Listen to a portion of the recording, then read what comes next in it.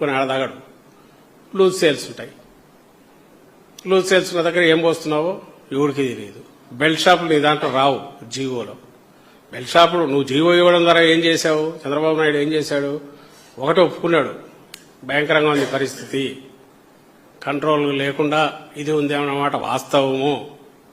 రెండవది అయితే దిగోది నేను వైన్ షాపులో కట్టుదిట్టం చేస్తున్నా అనడం ద్వారా ఏం చేశాడంటే తన రికార్డులోకి రాడార్లోకి రాని ఉన్నాయి కదా పర్మిట్ రూమ్లో, బెల్ట్ షాప్లో, ఇక్కడ వీటికి సంబంధించి అయితే ఏర్లు అయి పారేది ఉంది అనేది ఆయనే ఒప్పుకున్నాడు. సరే బెల్ట్ షాపులు లేవు అని ఆయన అంటే మీ ఎవరింటి పక్కన చూసినా అవి ఉన్నప్పుడు మాది ప్రజలందరికీ కూడా తెలుసు ఎక్కడెక్కడ ఉన్నాయి అనేది. అయినా సరే అవి అలాగే ఉన్నాయి, అవి వర్ధిల్లుతూనే ఉన్నాయి. ఈ పర్మిట్ రూమ్లో అవి వర్ధిల్లుతున్నాయి. ఎంటైర్ సెటప్ అలాగే ఉంది. మొలకల్చర్ ఇదేం పర్మనెంట్ సెంట్రల్ గవర్నమెంట్ పర్మిషన్లో స్టేట్ గవర్నమెంట్ పర్మిషన్ తీసుకుని లీగల్గా పోయేదానికైతే ఓ ఫ్యాక్టరీ పెట్టాలంటే సంవత్సరం 2 ఏళ్ళు పడుతుంది. అన్ని పర్మిషన్లు పాడు పడిదేసి తెచ్చుకుని సోడా మిషన్ల మాదిరి పెట్టుకునే దానికి స్పిరిట్ తెచ్చి దాంట్లో ఎసెన్స్లో ఏమో కలిపి వాటర్ ఎంత కలిపి చేసే దీనికి దానికి పెద్ద ఇది అక్కర్లేదు కాబట్టి రాష్ట్రంలో ఎక్కడెక్కడ ఉన్నాయో తెలియదు, అవి మాత్రం అలాగే నడుస్తున్నాయి అనడానికి ఆధారం ఏంటంటే నీ బెల్ట్ షాప్లు అలాగే వదులుతున్నాయి. నీ రెవెన్యూ పెరగలే, లేదా కొంచెం కొంచెం పెరిగింది. పెరగాల్సినంత నీ విచ్చలవిడిగా నువ్వు ఇంత మద్యం పోస్తున్న దానికి తగినట్టుగా నీ రెవెన్యూ పెరగలే. ప్రతి ఇంటి పక్కన బెల్ట్ షాప్లు అలాగే ఉన్నాయి. మరి 24/7 తెరిచిపెట్టి పోస్తానే ఉండవు. మరి ఎంత ఎక్కడి నుంచి వస్తుంది? ఎక్కడి నుంచి వస్తుంది అంటే ఇది కంటిన్యూ అవుతుంది అనేది అంతకంటే ఆధారం ఏం కావాలా? నేను చెప్తున్నది చంద్రబాబు లాగానో లేకపోతే ఆయన పెట్టిన ఈ అధికారులు సిట్ స్టాండ్ వీళ్ల ద్వారా ఇస్తున్న ఈ కాకి లెక్కలు కాదు. వాళ్ళకు కాకుండా రియల్ గా జరుగుతున్నది ఒక హేతుబద్ధంగా ఎక్స్ప్లెయిన్ చేస్తున్నాం.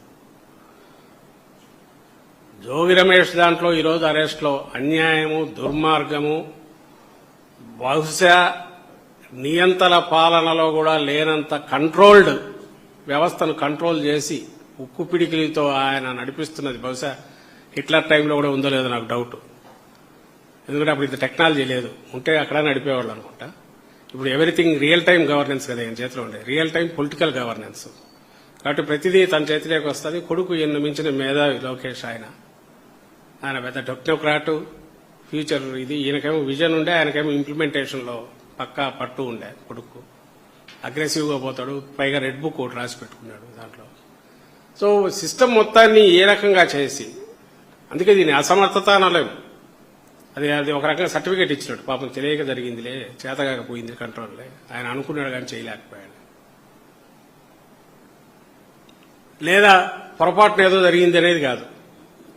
Deliberate, conscious, cold blooded Subversion of entire state administration. దీనికి సంబంధించి వాళ్ళ నేరో స్వప్రయోజనాల కోసం ప్రత్యర్థులు కానీ, ప్రత్యర్థి వాయిస్ కానీ, ఇలాంటి ప్రజల ఆవేశం కానీ, డెమోక్రసీలో దేనికైతే విలువ ఇవ్వాలను ఆ గొంతుకు వినిపించకుండా నొక్కడం,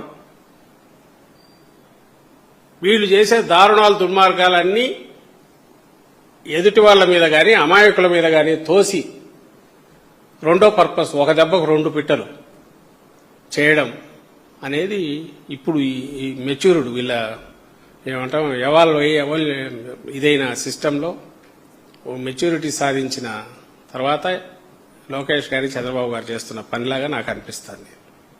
సో నేరంలాగా జరుగుతుంది. Organised crime. వాళ్ళ పై నుంచి కింది వరకు అందరు ఇన్వాల్వ్ అయి ఉన్నారు. అధికార పార్టీ ముఖ్య టీడీపీలో,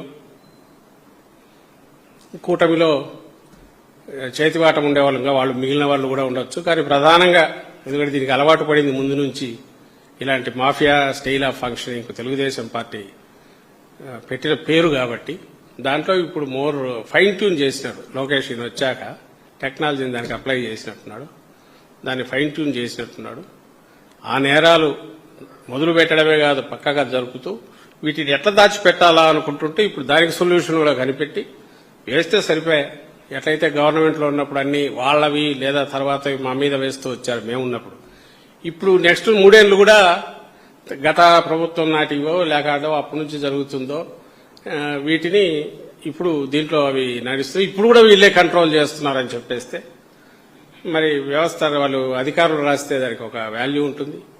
కోర్టుకు పోతే కోర్టు దగ్గరికి పోయిన తర్వాత వీళ్ళు చెప్పే మొక్కుబడి పాట ఒక్కటే, కన్ఫెషన్, కో అక్యూజ్డ్ కన్ఫెషన్. చెల్లదు అంటారు. చెల్లదో లేదో తర్వాత సంగతి, ముందు ఇన్వెస్టిగేషన్ చేయాలి కదా దేవరా అని వీళ్ళు అంటారు. వాళ్ళు మేజిస్ట్రేట్ దగ్గరికి వెళ్ళి సరే ఇన్వెస్టిగేషన్ చేయాలి కదా అని వాళ్ళు అంటారు.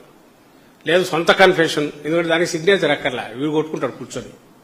ఈ మధ్య కొన్నిట్లో సెల్ఫ్ కన్ఫెషన్ అనే దాంట్లో చూస్తే ఇది కన్స్పైర్డ్ అంటే వీళ్ళు సెల్ఫ్ కన్ఫెషన్ లో కూడా వాళ్ళే చెప్పుకున్నారట, మేము కుట్ర పన్నినాము అని. నాకు తెలిసి ఎవడు చెప్తాడని అనుకోను. వీళ్ళకి ఏది అనిపించితే రాస్తున్నారు. ఎక్కువసేపు కూడా 2 hours ఉంచగానే రాసేస్తాడు కన్ఫెషన్, కింద సంతకం ఉండదు. ఎందుకంటే 161కి అవసరం లేదంట. దానికి పెద్ద వాల్యూ లేదు కోర్టులో అంటారు. కానీ వీళ్ళకి కావాల్సిన పర్పస్ అయితే సర్వ్ అయిపోతుంది. ఎందుకంటే రిమాండ్ పంపడం 14 days, అదైనాక మళ్ళీ కౌంటర్ వేయడంలో డిలే, ఆ తర్వాత ఇంకో 14 days, 3-4 నెలలు చాలు.